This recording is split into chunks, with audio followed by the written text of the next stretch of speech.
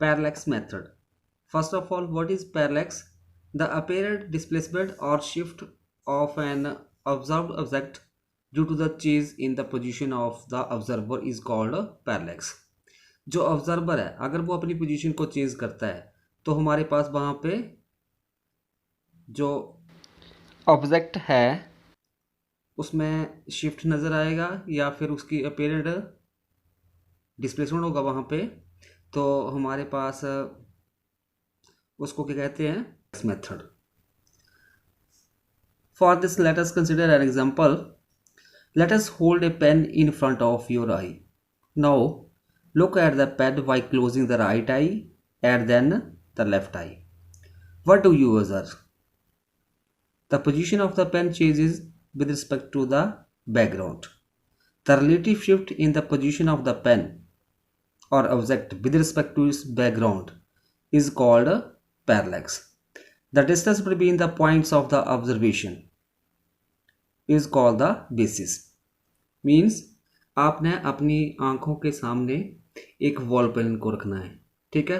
फिर आपने क्या करना है, राइट आई को क्लोज कर लो तो लेफ्ट आई से उसकी पोजीशन को देखना विद रिस्पेक्ट टू बैकग्राउंड, और फिर उसके बाद लेफ्ट को क्लोज कर लो, राइट से देखना है। पहले हमने क्या, राइट को क्लोज करके लेफ्ट से देखा, फिर उसके बाद लेफ्ट को क्लोज करके राइट से देखा। तो जो पोजीशन जो होगी वॉल पेन की with respect to its background वो चेंज होगी, और जो इसकी पोजीशन में जो चेंज आ रहा है उसी को हम क्या बोलते हैं, that is known as the parallax. Next, parallactic और पैरेलैक्स एंगल। अभी मान लेते हैं हमारे पास जो ये कोई ऑब्जेक्ट है ओ, ठीक है, और ये लेफ्ट राइट, मतलब आप उसको ऑब्जर्व कर रहे हो with your left and right I. तो हमारे पास क्या होगा, तो ऑब्जेक्ट आपके लेफ्ट और राइट आई से उसके यहाँ पे एक एंगल फॉर्म होगा, उसको हम लिखेंगे थीटा, और थीटा क्या होता है, दैट इज पैरेलैक्स और पैरेलैक्टिक एंगल। तो पैरेलैक्टिक एंगल क्या होता है, this is equal to length of arc over radius. अभी जो आर्क जो है, ये आर्क इसकी लेंथ मान लो v है, और जो ये रेडियस t है, तो हमारे पास theta is equal to B upon D आ जाएगा।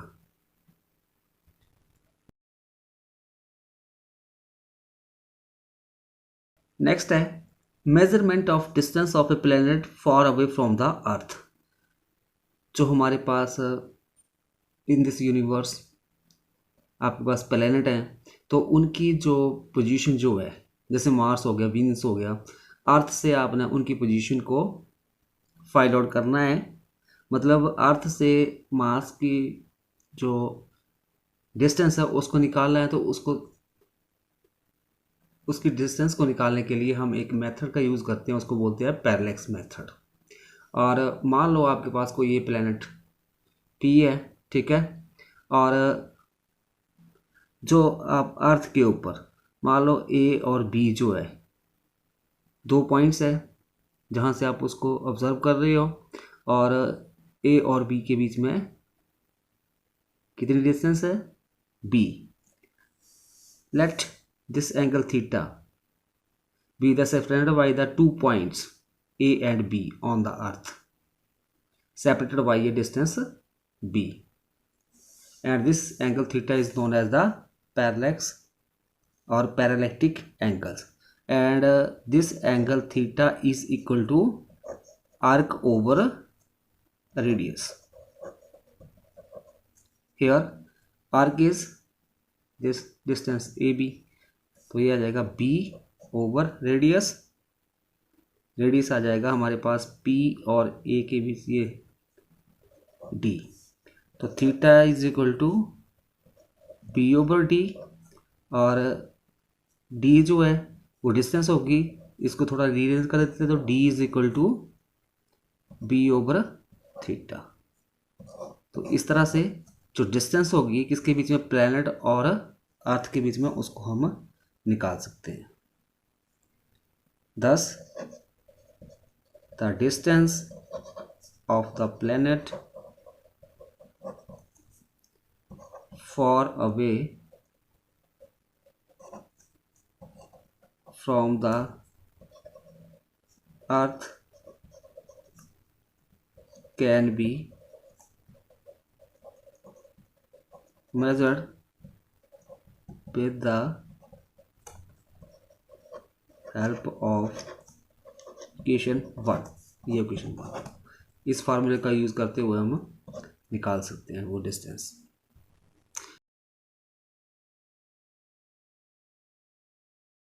Next one, measurement of size और angular diameter of a planet. अगर हमने अर्थ से जो प्लैनेट है उसका डायमीटर फाइंड आउट करना है या उसका जो साइज फाइंड आउट करना है तो उसको हम कैसे फाइंड आउट करेंगे। तो मान लेते हैं हमारे पास ये कोई प्लैनेट है P और जो इसका डायमीटर है AB और ये अर्थ है। अर्थ की डिस्टेंस प्लैनेट से कितनी है, कैपिटल D। और जो डायमीटर आपके पास दो पॉइंट्स जो हैं उनके द्वारा, जो मान लो आप यहाँ पे खड़े हो और आप यहाँ से ऑब्जर्व कर रहे हो, मतलब आपने यहाँ से जो इसका डायमीटर फाइंड आउट करना है तो पॉइंट C जो अर्थ के ऊपर है, तो यहाँ ये जो दो हैं हमारे पास AB पॉइंट, मतलब डायमीटर जो है इसका प्लैनेट का, तो यहाँ पे ये जो एंगल बनता है ये आपके पास हो गया, दिस इज द एंगल से planet of Y A and B on the earth at point C। तो for this let D be the diameter of the planet and capital D be the distance between planet and earth। So we can find the diameter by using the relation that is here alpha is equal to D upon capital D। This implies D is equal to alpha D। With the help of this equation we are able to find the diameter of the planet। And linear diameter of the planet is equal to the angular diameter of the planet multiplied distance of the planet from the earth। जो हमारे पास small d है ये क्या हो जाएगा, ये हमारे पास linear diameter of the planet, और जो हमारे पास ये अल्फा है this is the angular diameter of the planet multiply the distance between the planet and earth.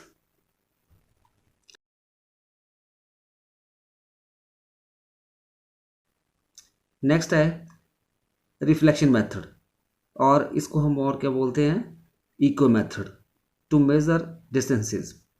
First of all what is echo? Echo is the repetition of the sound due to the repetition of original sound bye a large और hard obstacle. Eco क्या होता है, जब आप किसी भी mountain के आगे शॉट करते हो तो क्या होता है, वो आपकी आवाज़ जो है वो उस माउंटेन के साथ स्ट्राइक करती है और वापस आ जाती है। तो जो आपकी आवाज़ वहाँ पे स्ट्राइक करके रिफ्लेक्ट बैक होके आपको दोबारा सुनाई देती है उसको हम क्या बोलते हैं, that is known as the echo. Echo क्या होता है, रेपिटेशन ऑफ साउंड, जो आपको साउंड दोबारा रिपीट होकर सुनाई देती है, मतलब किसी हार्ड ऑब्जेक्ट के साथ टकराएगी दोबारा फिर वो आपकी साउंड आपको सुनाई देगी, उसको हम बोलते हैं इको।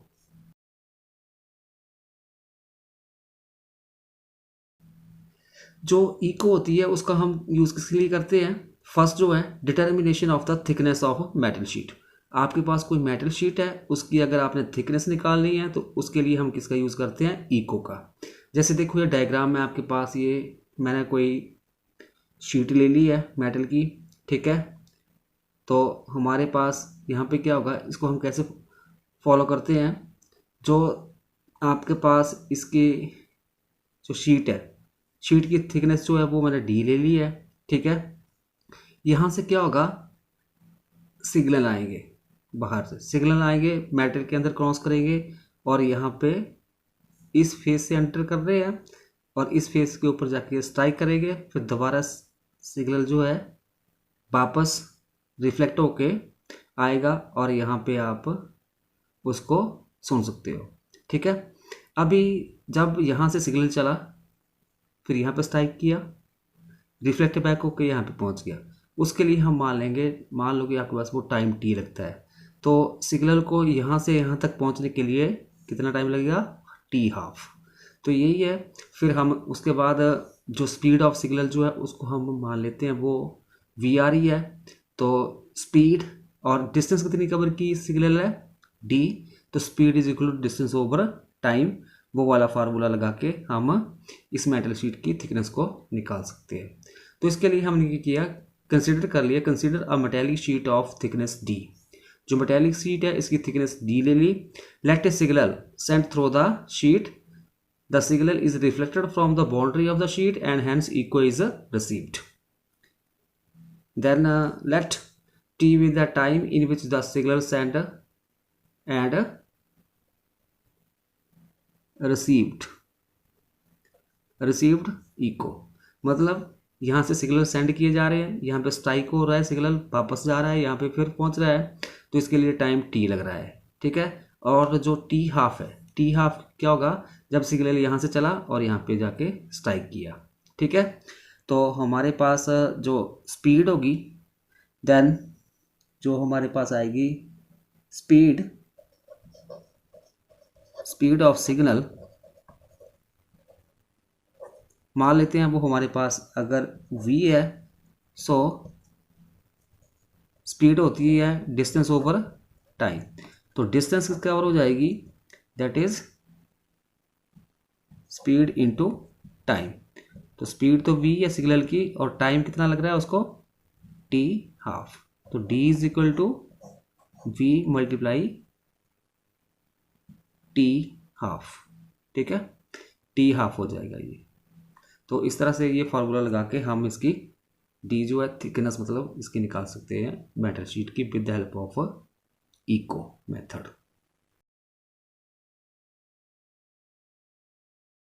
जो हमारे पास इको मेथड है उसका हम use measurement of distance of a hill, मतलब किसी हिल की जो डिस्टेंस है किसी पॉइंट से वो हम निकाल सकते हैं। तो इसके लिए मान लो बेटा ये कि हिल होगी और आप ऑब्जर्वर हो, आप यहाँ पे खड़े हो। ठीक है, तो यहाँ से क्या होगा, जब आप शॉट करोगे तो जो आपकी साउंड जो है ओरिजिनल साउंड जाएगी इस हिल के साथ स्ट्राइक करेगी, स्ट्राइक करने के बाद फिर वापस रिफ्लेक्ट होकर साउंड आपको सुनाई देगी। ठीक है, फिर क्या करेंगे, फिर यहाँ से जब वो आवाज़ चली यहाँ पे स्ट्राइक की, वापस आके दोबारा फिर आपको उसकी इको सुनाई दी, तो उसके लिए जो टाइम लगा मान लो टी लगा। ठीक है, तो फिर यहाँ से यहाँ तक जाने के लिए कितना हो जाएगा, टाइम टी हाफ, और जो स्पीड है इस साउंड वेव की, तो वो आपके पास v मान लो, तो speed is equal to distance over time, वो फार्मूला लगा के आप डिस्टेंस निकाल सकते हो जहाँ पे आप खड़े हो और उस हिल की। ठीक है, तो इसके लिए हम क्या करते हैं बेटा, consider a small hill at a distance d from the observer, मतलब ऑब्जर्वर और हिल के बीच की डिस्टेंस क्या होगी, d। Let a man shot from here facing to the hill, let he hear the echo of he shot after time t। मतलब आदमी यहाँ से शॉट करता है, यहाँ पे उसकी आवाज़ टकराती है, वो टी टाइम के बाद उसको ऑब्जर्व करता है। तो यहाँ पे क्या हो जाएगा, T is equal to time taken by the sound to come back after strike in the hill. तो टी हाफ क्या हो जाएगा, the time taken by the sound to travel from the man to hill. मतलब जब यहाँ से उसमें आदमी ने शॉट किया तो वहाँ पे उसकी साउंड यहाँ पे स्ट्राइक की, रिफ्लेक्ट होकर दोबारा सुनाई दी, उसके लिए टाइम टी लगा, फिर यहाँ से यहाँ तक जाने के लिए टी हाफ। तो उसके बाद जो बेटा वी नो दैट जो डिस्टेंस होती है, distance is equal to velocity into time. तो वेलोसिटी जो है उसकी वो v है, टाइम क्या हो जाएगा, टी हाफ। तो इस तरह से हम उसकी मतलब किसकी, हिल की डिस्टेंस निकाल सकते हैं किसी पॉइंट से अगर वो फॉर अवे है, ठीक है। और जो ये वी जो होगी, this is the speed of sound in air. जो बी होगी, this is the speed of sound in air. और वो कितनी होती है, 344 मीटर पर सेकंड, और metre second reverse at 22 degree Celsius के ऊपर।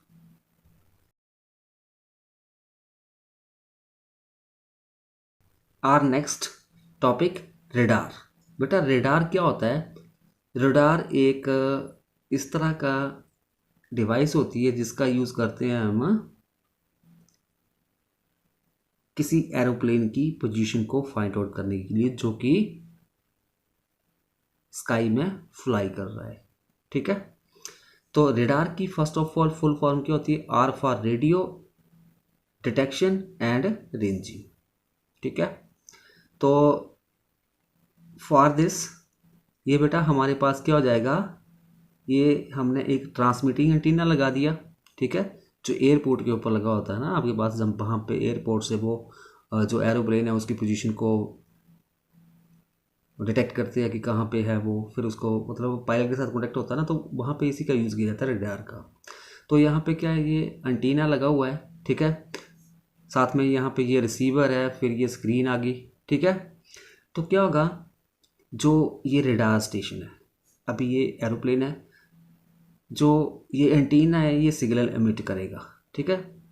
सिग्नल एमिट मतलब in the form of radio waves. Radio wave जाएगी इस एरोप्लेन के साथ टकराएगी, टकराने के बाद फिर वापस आ जाएगी, ठीक है, रिफ्लेक्ट होके फिर वापस आ जाएगी, और ये यहाँ पे कहाँ पे, ये रिसीवर में चली जाएगी। उसके बाद स्क्रीन को आपको के ऊपर उसका मतलब एग्जैक्ट कहाँ पे कितनी दूरी के ऊपर है, कितने लैटिट्यूड के ऊपर है, वो सारा आपको पता चल जाएगा, ठीक है।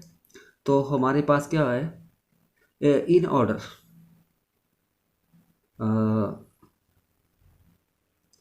in radar, radio waves signals are transmitted by the transmitting antenna, and these waves are reflected back after striking this aeroplane and received by this receiver through this antenna. Let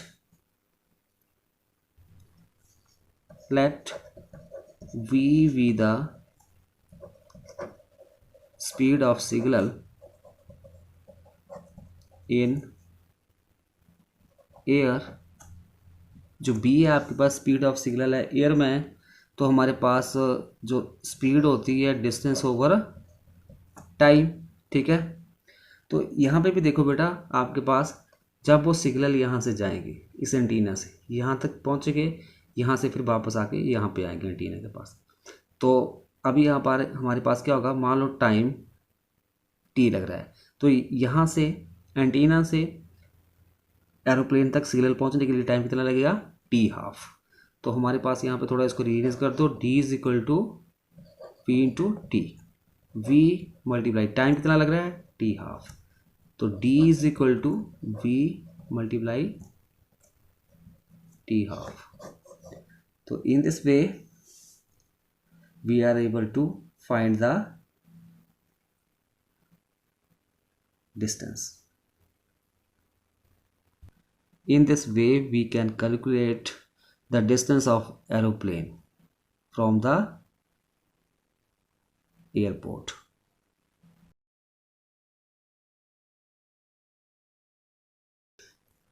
Sonar. The full form of sonar is sound navigation and ranging. It works on the principle of echo. जो सोनार होता है उसकी full form क्या होती है, sound navigation and ranging. ये भी हमारे पास बेटा इको के प्रिंसिपल के ऊपर काम करता है। In this case a strong ultrasonic wave signals from the transmitter place inside this ship is sent toward the bottom of the sea. The signal is reflected back from the bottom of the sea and received